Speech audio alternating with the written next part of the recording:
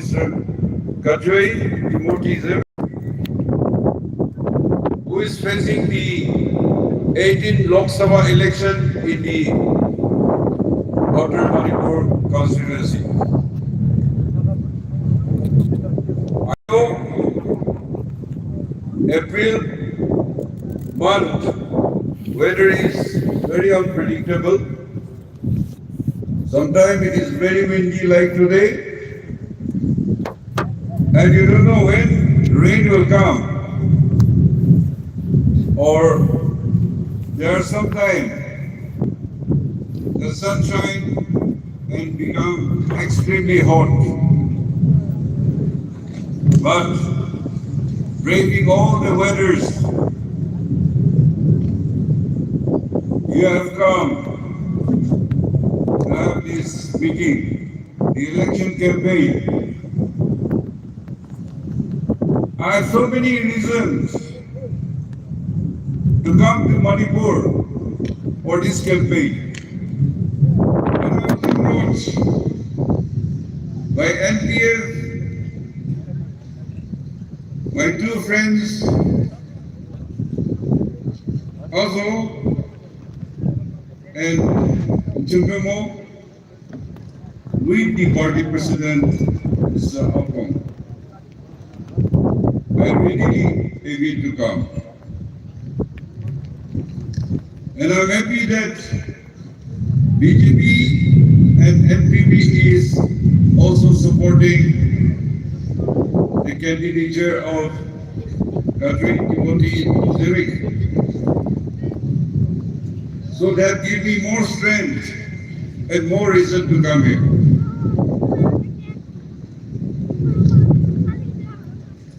First reason why I have to come here, because as Mr. Tiazane relating the story how NPF was launched in Manipur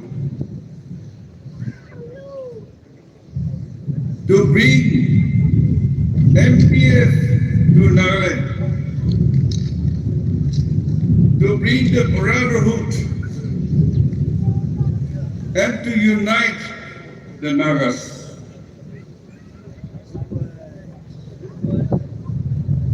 Nagas are divided. Even in India, the heartland of Nagas is Nagaland, Manipur, Arunachal, and Assam. And when the statehood negotiation took place, you are aware 60-point agreement was signed.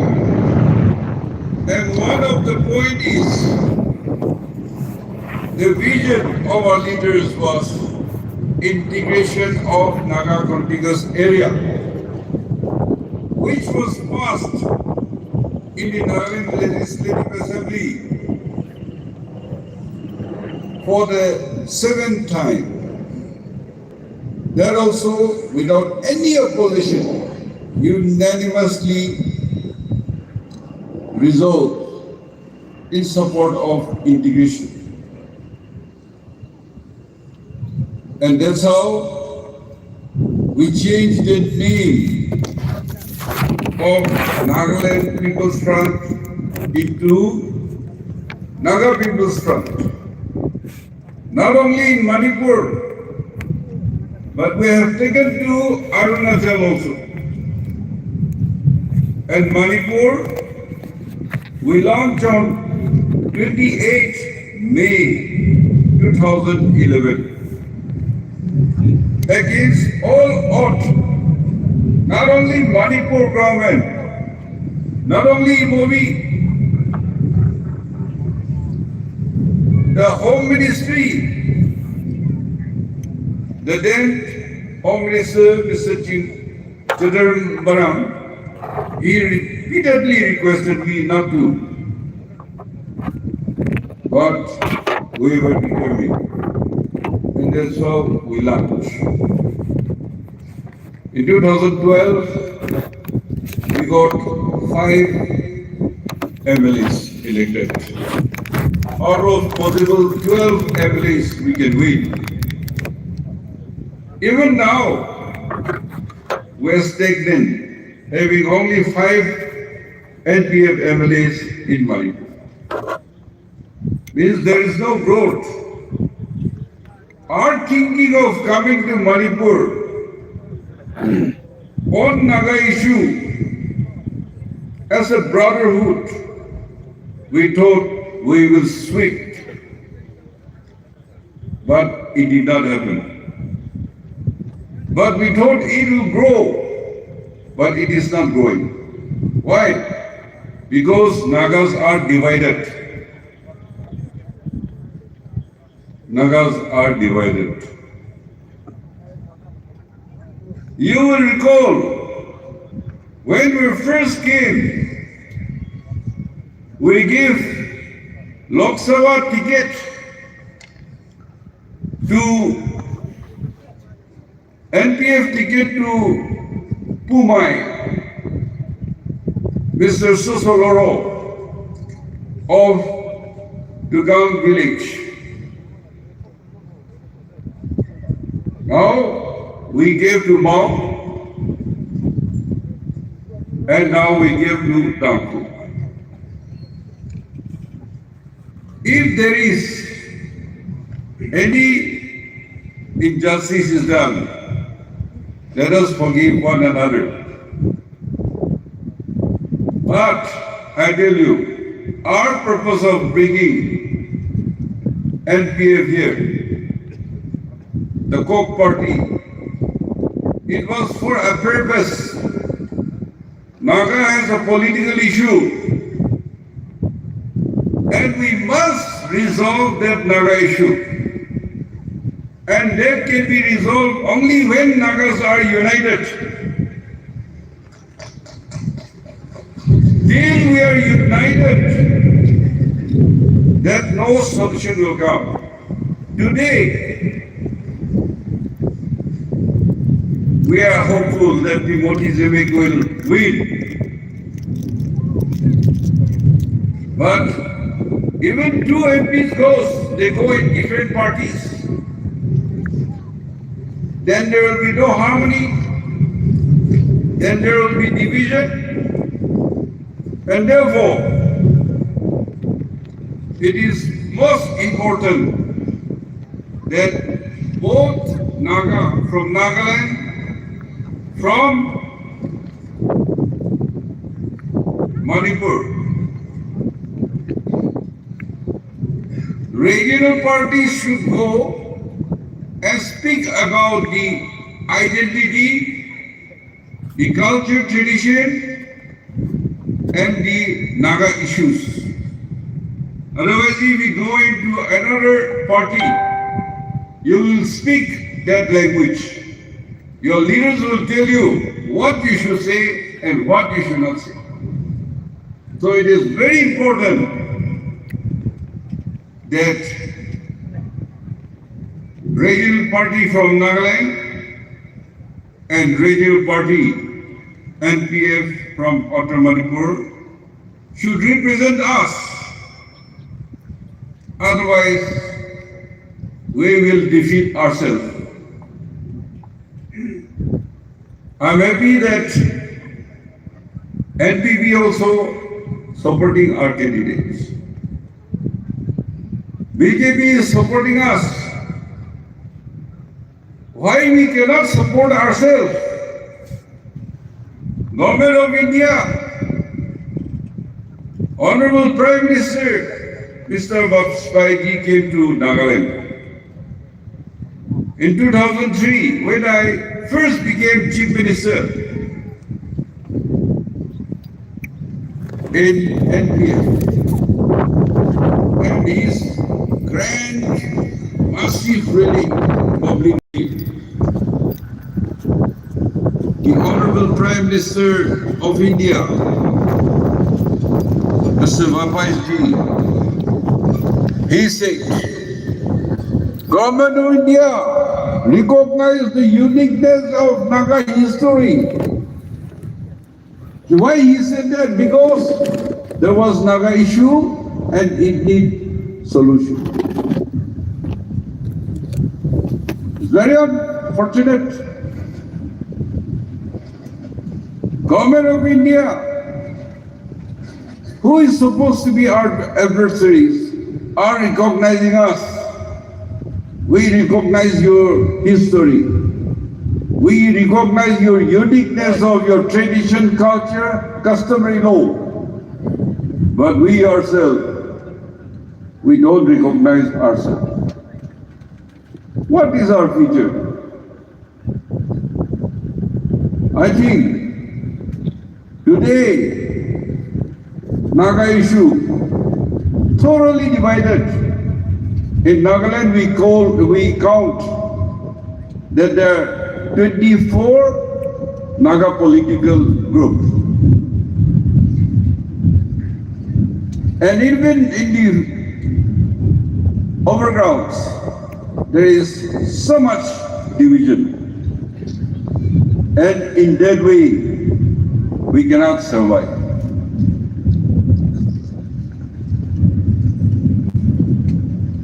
That's why this message should go to all nook and corners, all Naga family. If you want to keep your family first, your village first, your tribal issue first, and keep the Naga issue at a backbench, it will never be successful. If you want to address the Naga issue, you should come above all this level and come to the level of Nagaism.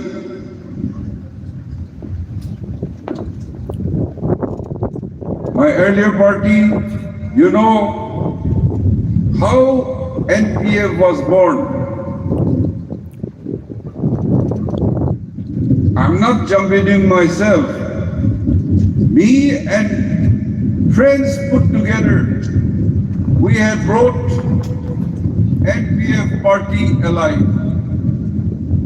This Gok party was de-recognized. Gok party was frozen. But because we renamed and with the good policy for the cause of the Nagas, we have come together. And God blessing on my leadership in 2002, 2003, we had alliance with BJP. The first regional party in the Northeast to have alliance with BJP. We know that BJP is a Hindu party. But you also should know that NPF also a Hindu party. India has a population 82% Hindus. Christians, we are only 2.7%. Christian cannot live in isolation. We have to work together. Any penny we require, we go and ask money from Delhi and the government. And therefore, under Congress rule, how Naga faced problem, how there was so much atrocities, how many lakhs of people were killed, tortured, raped, even inside the churches. And when we want to talk those things back, it hurts our feelings. Today, in Nagaland particularly this time, our God blessing are pulling God over yesterday. That's why we are feeling little free here. The main issue of Congress campaign was that BJP is a Hindu party and RSS and his agents are anti-Christians.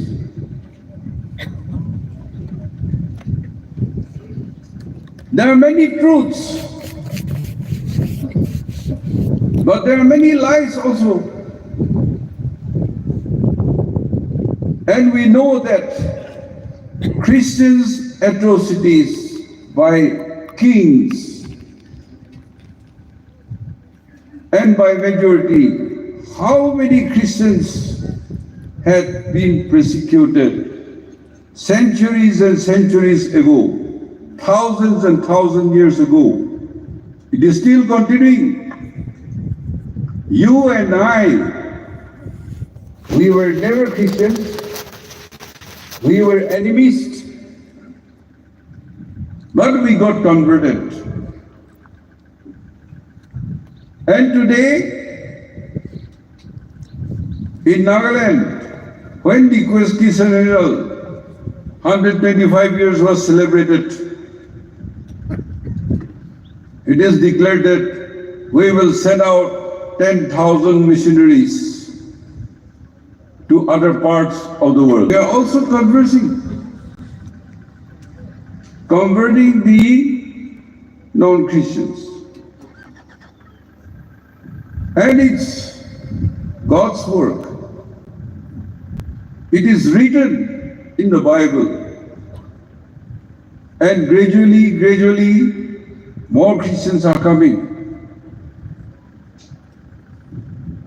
In India, as I stated, 82%, about 82% are Hindus. Both BJP and Congress, they both are Hindu parties. All Hindus. Others are 18%. Christians are 2.7%. Do you think Christians, we can isolate ourselves and survive in that? We have to struggle in that, but we have to be strong. We have to defend ourselves. RSS have declared, Gar Wapsi, come back home. You have the right to say that. You are in Manipur state, but you are a Naga. And Nagaland, we call ourselves Christian state because we're absolute majority. Hindus calling themselves Hindustan, I think we cannot deny that. 82%, this is Hindustan. But anyway, the Constitution is clearly mentioned. Secular country, freedom of speeches, and freedom of conscience, the freedom to profess, practice, and propagate religions to all citizens. If the Indian Constitution, those provisions from 25th to 28 is removed, that means we are in real danger. But it is intact. And there are stray incidences. So, why we should try to say the Constitution is intact? I was also MP in policy. The tax, the writings which are against the Christians' establishments.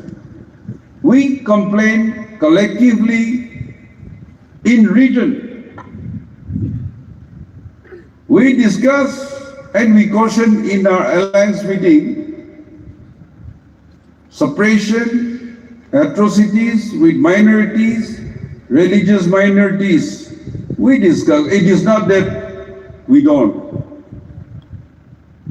So, even if in some area excesses are done, it is our duty to put forward our grievances.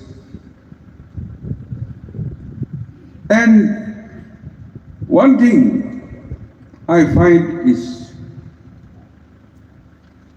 I don't know how things are going here, the campaign. Yeah, the religion issue is going on, that BJP is anti-Christians, and therefore we should vote for Congress. That was in Nagaland, not here. Anyway, it's better you know.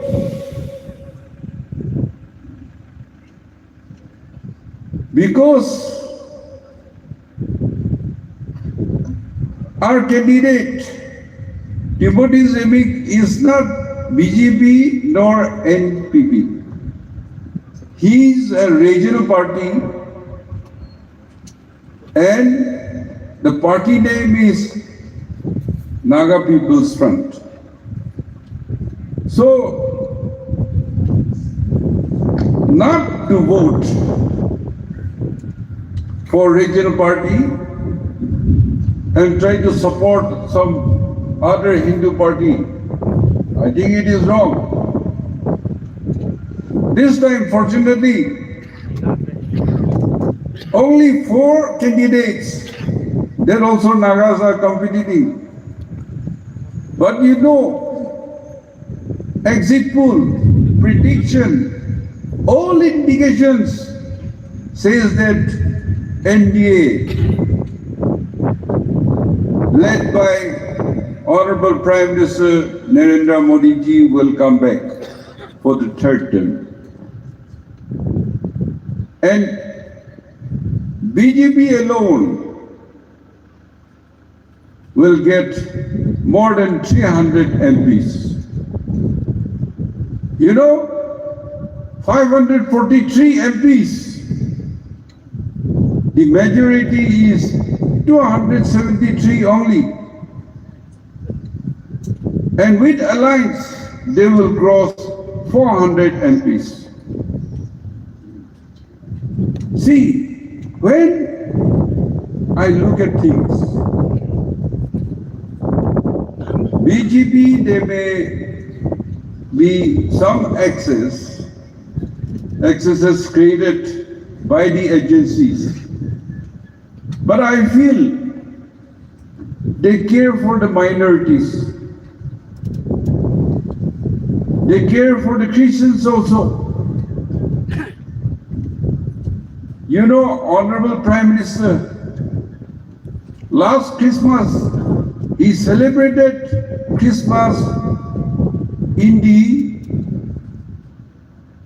Christmas celebration congregation. He listened to the sermon of Bishop.